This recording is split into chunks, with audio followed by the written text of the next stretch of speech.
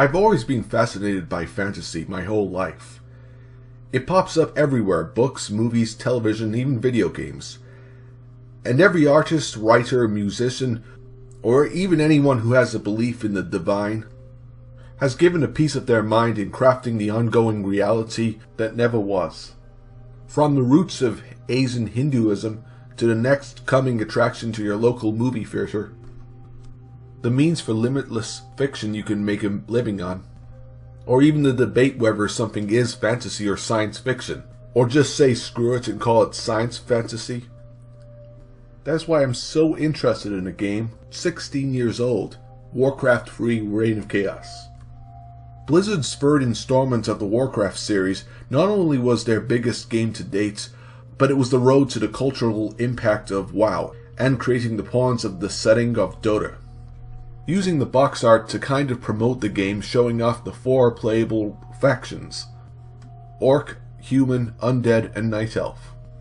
But these factions are a mix of races of different creatures that we're so familiar with. We see them a lot, like in Record of Lodoss War, and especially reading them in the works of J.R.R. Tolkien. Even Tolkien's world map looks very similar to the one of Azeroth from Warcraft. Lord of the Rings was one of the many inspirations, and like Rings, it has its own story of the origin of creation.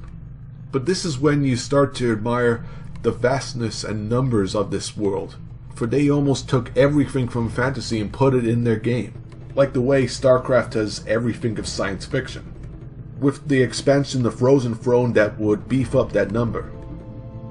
Factions that had multiple races. For example, Human has in it Night Elves and Dwarfs. And these elves are clearly different from the Night Elves. There's even mercenary camps, where you can hire even trolls, ogres, and the infamous creep that are spread across the maps. Like I said, Blizzard used a lot of fantasy cliches: myth, fairy tales, ghost stories, even religion. But sometimes they would make some contributions of their own. For example, the Draenei, the elder race of blue creatures that we first see in WoW. The world does mirror the popular style of medieval Europe, but you definitely come across places that differ. For example, the land of Kalimdor has a very North American look to it.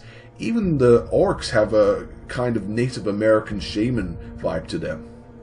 The level of technology is delightfully inconsistent, with some warriors using a bow and arrow and the other using a goblin shredder. There's even steam tanks.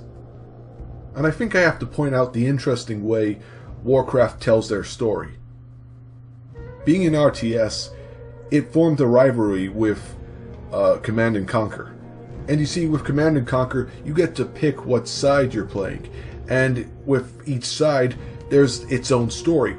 But with Warcraft, you have 4 full campaigns that all connect with each other, being witness to a bigger story. They've even made novels of this lore. And it is an interesting story. The fall of the Kingdom of Lordaeron, the rise of the undead, and the fraternity between orcs, men, and night elves. And with a soundtrack that puts emphasis on that epicness. It doesn't just stop with fantasy, it takes influence from even movies. Prince Arthur mirrors the character of Michael Corleone in Eastwood Edwards. The dark paths they take and are consumed by. Even the NPCs that give you side quests have an exclamation mark that looks very similar to Metal Gear Solid. I guess I've really only discussed 15% of this entire game. Random number, I know, but it's one of those games you have to play.